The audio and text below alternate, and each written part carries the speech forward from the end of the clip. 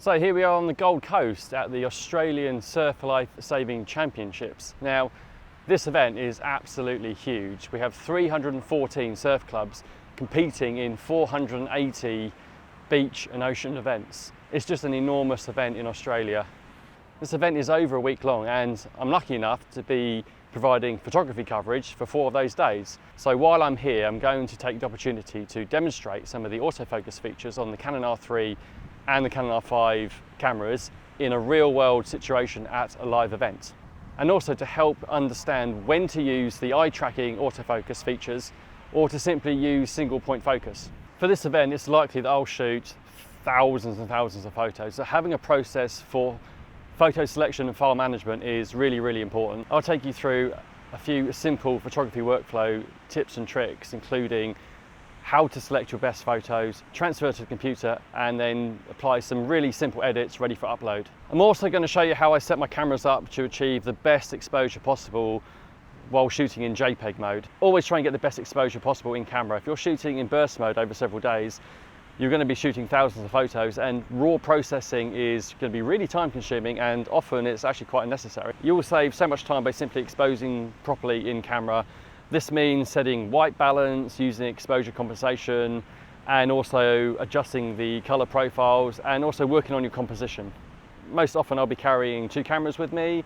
So for this event, I'm going to be using the RF 100 to 500, the 400 2.8, the 70 to 200 2.8, and the RF 15 to 35 2.8. I'll take you through the pros and cons of each camera, and also what the best lens combination is for this type of event. There's so much going on here. The events are kicking off, so best get into it. As I mentioned at the start, for this type of photography coverage, it's essential that you have a really efficient workflow in place for the selection, transfer, and editing of your photos. And you possibly may also need to add captions and descriptions to your photos.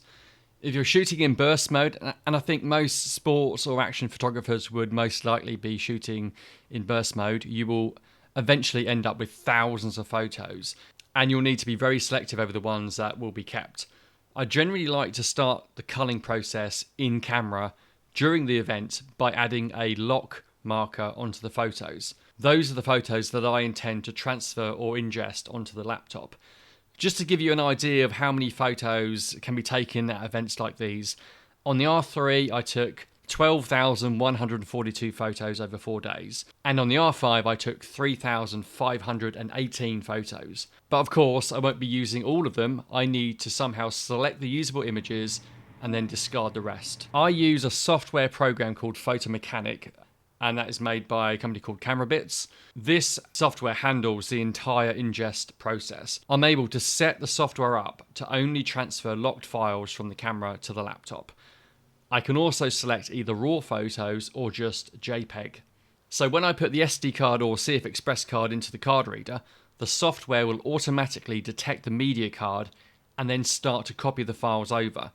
During this process, the files are also being renamed or numbered and placed into a folder. I also have a brief description of the event saved into a metadata file that will be added to each photo. I can then use PhotoMechanic to edit the metadata once the photos have been transferred. By using this software allows me to work and shoot in the way I prefer. I like to use burst mode, eye tracking autofocus, and I like to cover as much of the action as possible. I'm extremely trigger happy, but that's the way I like to use my cameras. PhotoMechanic also allows you to upload files via FTP if you need to. I think it's the best photo image workflow software on the market right now, so please check it out. I also have another more in-depth video that explains how PhotoMechanic works, and that can be viewed here. Now the next topic I'd like to cover is setting up the camera to capture photos that require minimal editing in post-production, as this will massively speed up your photo workflow. It will also mean that you're not staying up late at night editing hundreds, maybe thousands of RAW files. What I'm basically referring to is shoot JPEG and forget about RAW processing. By setting your camera to expose properly, you can shoot JPEG without any major concerns over image quality. This basically means setting up your white balance to accurately reflect the environment you're shooting in, using exposure compensation and the histogram to allow you to push the camera's exposure settings as far to the right as possible without clipping the highlights. By doing this, your images will look bright, clean and vibrant. Basically, instead of increasing the exposure in RAW, just do it in camera. Another really important setting is your color profile. Almost all mirrorless and DSLR cameras will allow you to create a custom picture style or profile that only applies to the final JPEG file. So think about how you would edit in RAW and then try and apply those settings to your color profile or picture style in camera. So if you like photos with a lot of contrast or heavily saturated images, then just set your profile to reflect your style of editing. This is how I set my picture style on the Canon cameras. I use the auto selection at the top and then adjust the contrast down slightly. And then I generally leave the sharpness, saturation and color tone at their default levels. Personally, that's the style I like. Also, check on your backgrounds. Try to adjust your position so that you have a clean backdrop, and also lower yourself down to below eye level for more immersive action shots. Now let's look at the difference between a JPEG shot in camera using these exposure techniques to that of the RAW file to see how they differ. Okay, so we're just gonna have a look at these photos, the comparison between JPEG and RAW.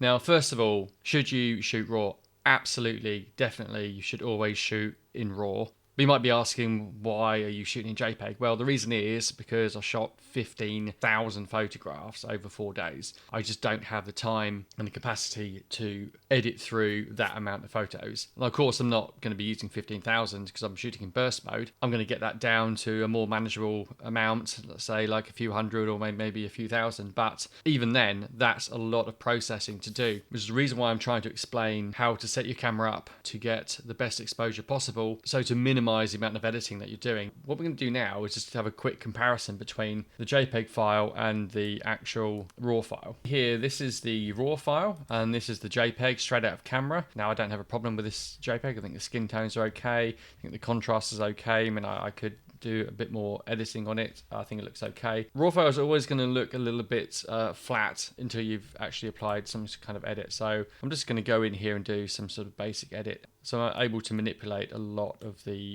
various colors and controls and saturations and all sorts. I mean, I don't need to explain really how raw processing works. So now I've applied a pretty simple edit. You can see here there is a lot more detail in the raw file. For this particular event, I don't think it's really going to matter that much. So let's move on to this photo. This is the RAW file straight out of camera. This is the JPEG file straight out of camera. Again, I think that the skin tones look fine. The overall contrast, the overall composition is really nice. I wouldn't have any problems using this image straight out of camera, I have to be honest. But then if we take the RAW file, we apply a really simple, basic kind of edit. Again, you can see there's a lot greater depth of colors. There's more control over sort of the skin tones that we can achieve with this sort of real simple edit. Gradually the image has a bit more punch to it, but again, for the sake of having to edit literally hundreds, maybe thousands of images, I'm probably happy to go with the JPEG as it is. Let's move on to another photo here. So again, this is the RAW file straight out of camera. This is the JPEG file. Again, the JPEG I think is okay. I could probably maybe push the exposure a little bit and maybe do a very small amount of edits there. Of course, when you're editing a JPEG, the more editing you do, the image is going to start to degrade and pixelate quite badly. So you really want to limit the amount of editing you do on a JPEG file. And of course, with the RAW file, you have all that kind of raw image data to work with. You're able to push the editing much further with the amount of dynamic range that you have compared to a JPEG. And just apply auto just to get a quick head start here, and then I'm able to manipulate some of these settings here, beef up the contrast, increase the exposure a little bit, increase the saturation, maybe add a little bit of dehaze. And yeah, the image is a lot brighter and it's a bit more punchy, but again, I wouldn't have a problem using that JPEG file straight out of camera. I have to be honest. I mean, I can add a little bit of saturation to it and we can try and match these images. But of course, the whole point of shooting in JPEG and trying to expose as best that you can is to avoid having to do any heavy editing. Let's just reset that back. So that'll be my edited RAW file. Yeah, it looks pretty nice. And that's my JPEG straight out of camera. And I have to be honest, I don't have a problem using that. So that's just a quick run through of the difference between RAW and JPEG. Shooting JPEG straight out of camera and just trying to expose the best that you can. When you have an extreme amount of photographs to get through to edit, it just makes sense just to use the JPEG file. Unless, of course, you've got an absolute banger and it's worth going to find that raw file and adding it to your portfolio and then working on that edit at a later stage, which is what I'm probably going to do with a lot of these images, I have to be honest. But for the sake of deadlines and quick turnarounds and being able to get images from my camera to the editing desk or out to the editorial world so they can be used for magazines or for websites or for newspapers and so on, it's critical that you have a really fast turnaround, and unfortunately raw processing really can slow things up. Another really useful tool that most modern cameras have is the level indicator and also on-screen grid display lines. These help you to keep your camera straight, improving the composition of your photos. Most of my post-production editing is actually cropping.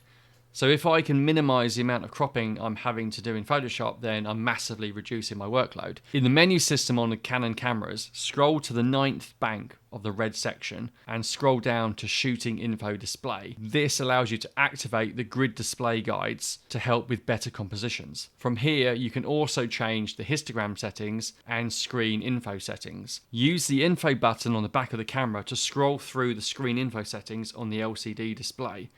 Okay, now we need to talk about autofocus. The Canon R3 and R5 cameras have insanely accurate eye tracking autofocus software. The other R series cameras also have this functionality as well as the Sony and Nikon cameras. But despite this incredible feature, it doesn't always do exactly what you want.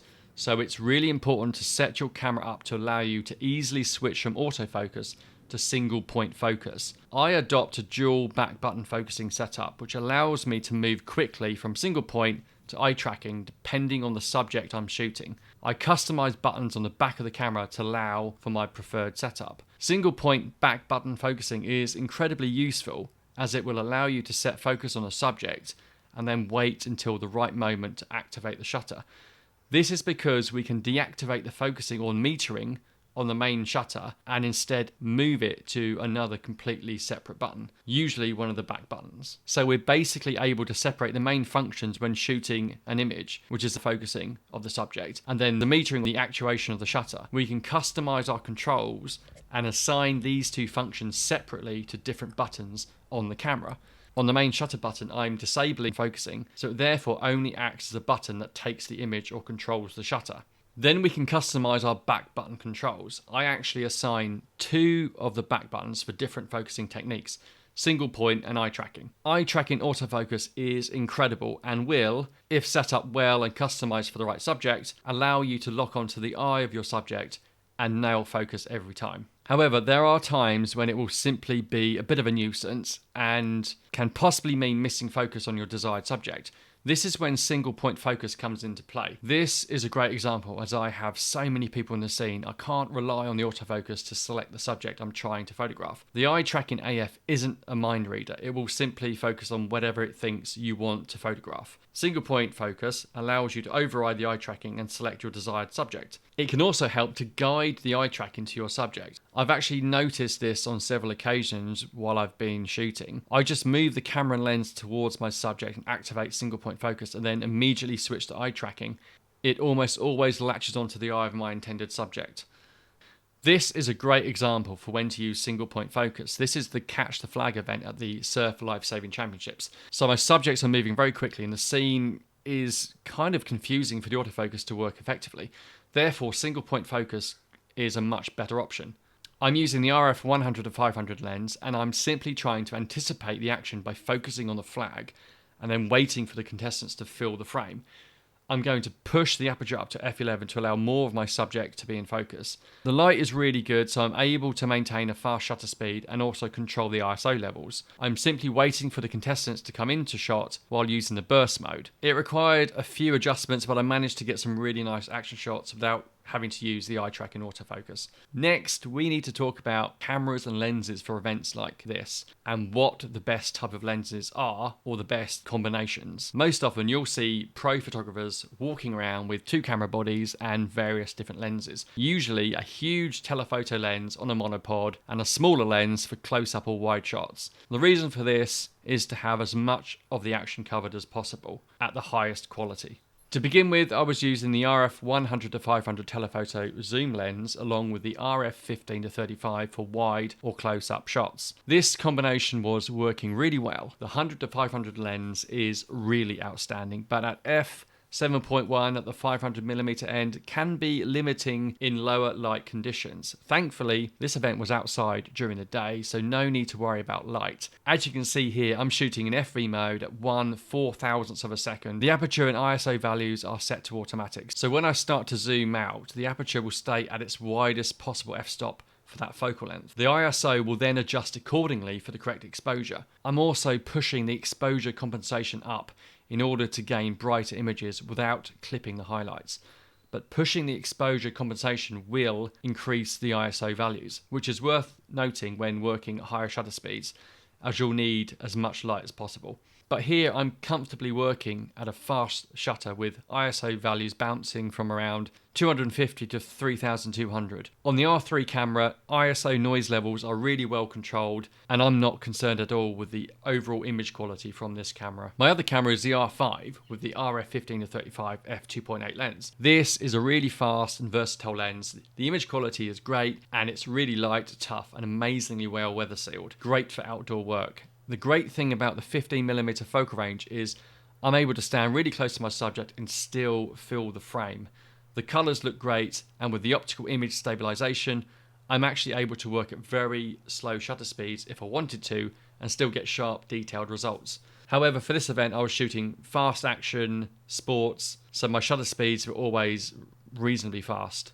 As the weather started to turn bad, I switched the 100-500 for my 400 f2.8. The larger lenses are generally so much easier to cover up and keep dry in bad weather, especially when you have to spend hours outside in wet conditions. But it also means having to carry a big, bulky and heavy lens around, usually attached to a monopod. This type of lens is also a fixed focal length, meaning it does not zoom in or out. Therefore, you will need to move around a lot and change positions in order to capture your intended subjects. On the plus side, this lens allows me to shoot at f2.8 at 400mm focal length. The resulting images are simply magical. This is without doubt the best type of lens on the market, as it's possible to connect a teleconverter to gain more reach while still maintaining an f4 aperture. The images coming out of this lens with the R3 were amazing, but when working with a fixed focal length lens means you'll need to think about adjusting your technique. I'm unable to zoom in or out, so you have to think about your positioning and anticipate the movement of your subjects. Like in this example, I'm simply waiting for my subject to fill the frame before activating the shutter. Sounds easy, but you need to be fast with the autofocus and shutter combination. This is where the autofocus on the R3 really helps. It's really fast, and if adjusted for the right subject, it can be very precise. I'm quite often managing to get shots that I would otherwise have missed if using single point focusing or the autofocusing on the older DSLR cameras. The other lens I was using at times was the RF 70-200. This is an amazingly useful and versatile lens, and when used with the R5 camera, allows me to have a little extra reach with the 45 megapixel sensor. I can comfortably crop in by around 40 to 50% and still have a 20 megapixel image. This is a great combination. As you can see from this example, it seems like I'm quite far away from my subject, but after cropping in, I'm able to single out my subject, which is in focus with a clean background. This is the great thing about using the R5 camera over an R3, R1, or even the R6. Those extra megapixels really helps when having to crop in during post-production. Usually, I would use the R5 with the 400mm 2.8 lens because you're more likely to have to crop with a fixed focal length lens than you are with a zoom lens. The R5 with the 15-35 is also a great combination, allowing me to crop in beyond the 35mm focal range. It was a really amazing event to be covering, and I hope to be doing it again next year. So after 15,000 photos taken, I can finally sit back and relax. Thanks so much for watching. I hope this has been of some benefit. Please give it a like or a share, and of course subscribe for more videos.